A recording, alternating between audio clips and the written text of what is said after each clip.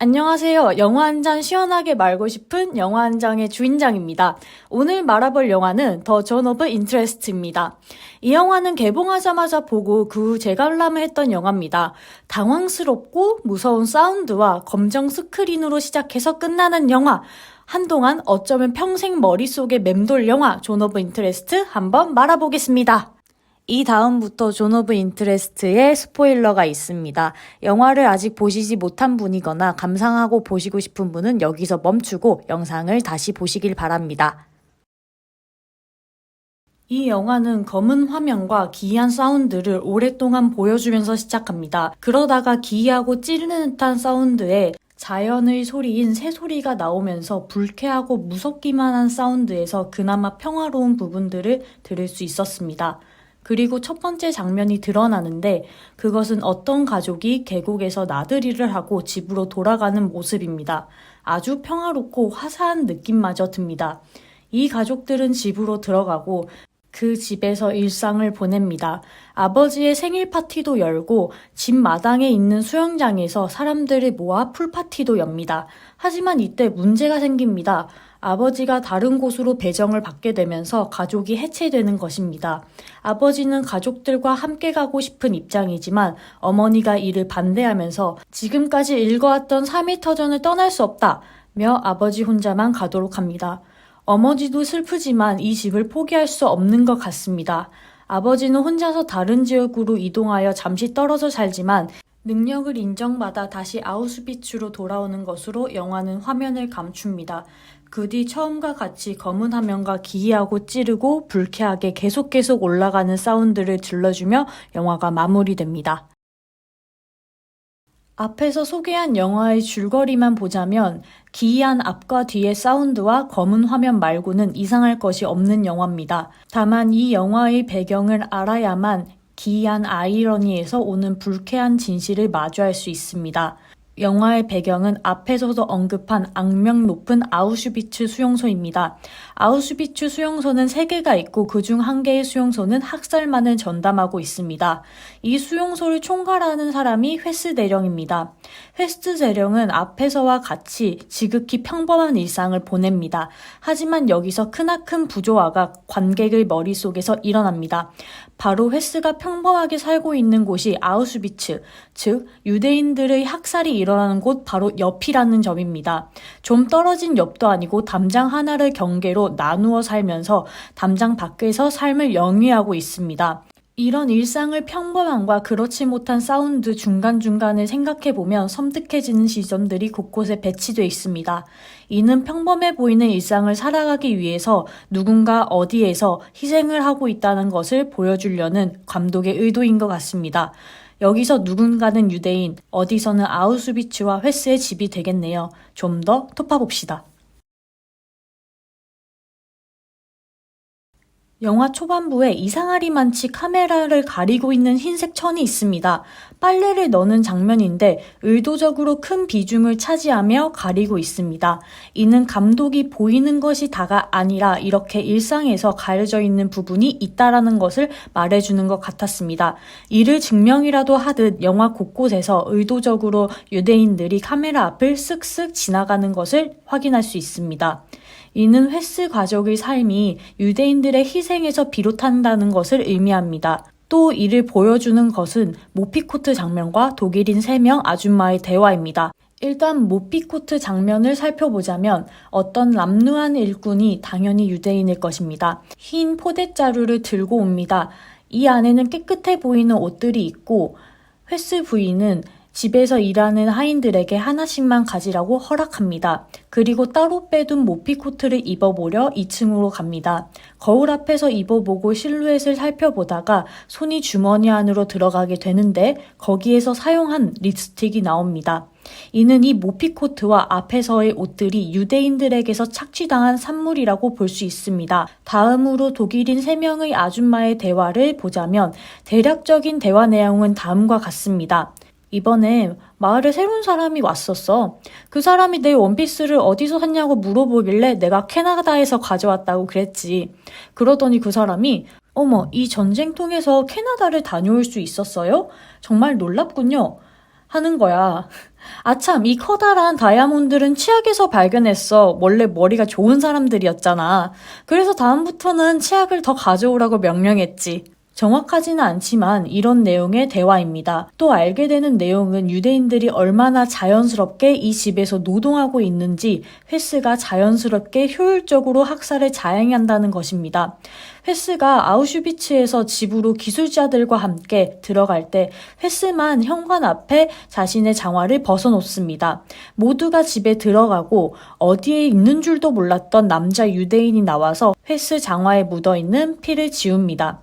이게 이 영화에서 직접적으로 보여주는 첫 번째 장면입니다. 그 다음 집안에서 일하는 여자 유대인이 시간에 맞춰서 장화를 회의실 앞에다 놓고 이를 자연스럽게 회스가 신습니다. 또한 회스의 생일 파티가 있을 때 시간에 맞춰서 회스가 불편하지 않도록 원래 있던 것 마냥 술을 준비해서 가져다 놓습니다. 이런 소소하지만 누군가가 필요한 노동력을 착취하고 그 노동을 하는 대상이 유대인이라는 혐오의 대상이기 때문에 철저히 숨겨놓는 역설을 볼 수 있는 대목입니다. 자연광의 시간이 끝나고 회스가 일일이 집에 불을 다 끄고 나면 처음에는 딸의 꿈인가? 라고 생각이 드는 흑백 장면이 나옵니다. 이 장면에서 어떤 여자아이가 땅에 사과를 몰래 받고 있습니다. 이 장면은 후의 장면과 이어져서 단순한 흑백 장면이 아닌 열 감지 화상 카메라로 찍은 장면이고 어떤 소녀는 그 지역에서 사는 폴란드인이라는 것을 알 수 있습니다. 해가 지고 난 뒤 회스로 대표되는 나치가 그나마 잠잠할 때 소녀는 소녀 나름대로 유대인들이 먹을 수 있게 사과를 줍고 숨겨놓는 행위를 합니다. 이 행위를 마치고 자전거를 타고 그녀의 집에 들어가 조명을 켜자 컬러가 돌아오고 이를 통해 다시 한번 열화상 카메라로 장면을 찍었다라는 것을 알 수 있습니다. 그렇다면 감독은 왜 열화상 카메라로 찍었을까요? 이 열화상 카메라로 담을 수 있는 대상이 열이기 때문입니다. 사람이라면 36.5도의 체온을 유지하고 있고 생명이라면 그에 맞는 열을 지니고 있어야 합니다. 저는 이 열이 인간성이라고 보고 이런 인간성을 잘 보여주는 존재가 폴란드 소녀라고 생각합니다. 그렇다면 이 인간성은 밤에만 나타나는 이유가 뭘까요? 그 이유는 앞서서 얘기한 것과 같이 나치의 세력이 그나마 잠잠하기 때문입니다.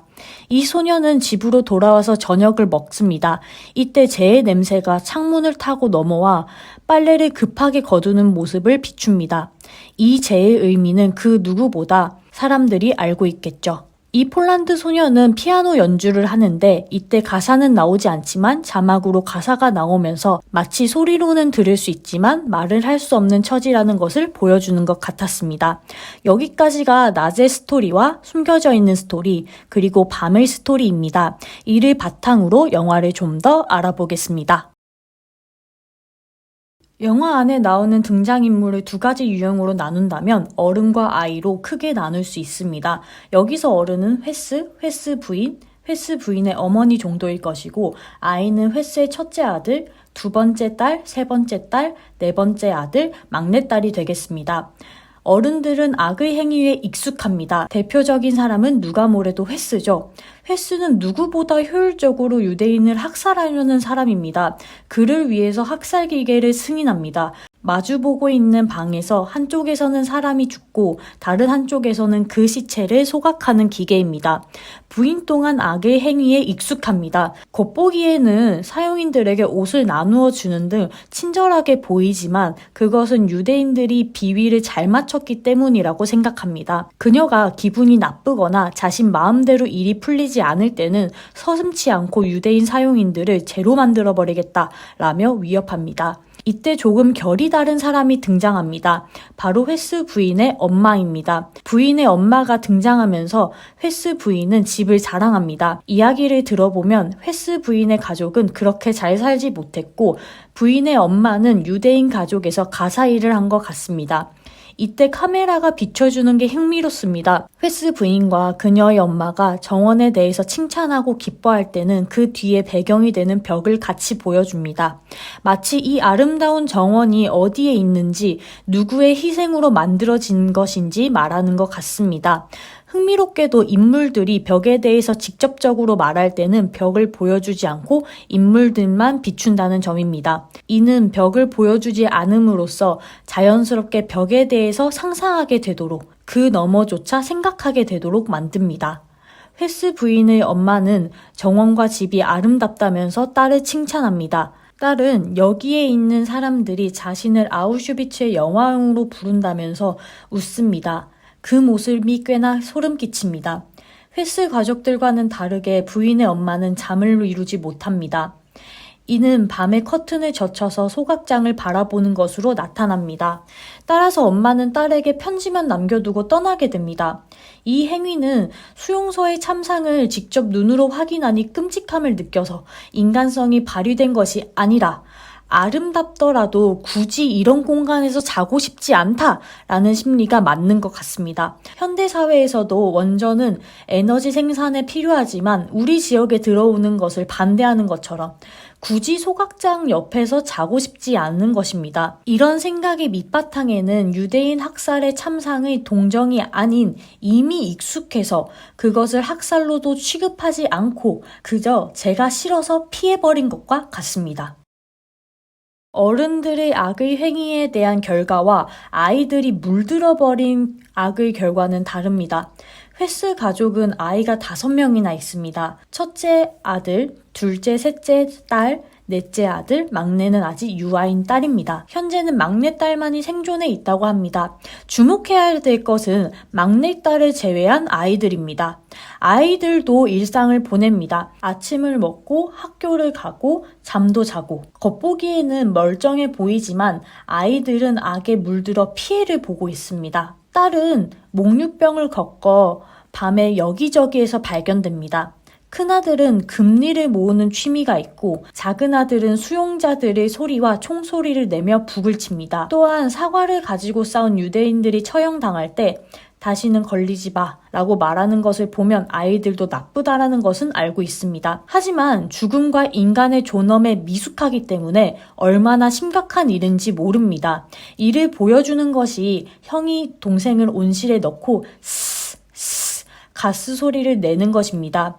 가스실을 흉내낸 것으로 그 안에서 죽음이 일어나는 것은 알지만 그것이 어떤 의미인지 깊게 모르는 아이와 같은 모습입니다. 이처럼 어른들은 모든 것은 알지만 익숙해지고 둔감하기 때문에 악행이 편한 것이고 아이들은 그 뜻을 이해하지 못한 채 자신들도 모르게 스며들어버린 악행입니다.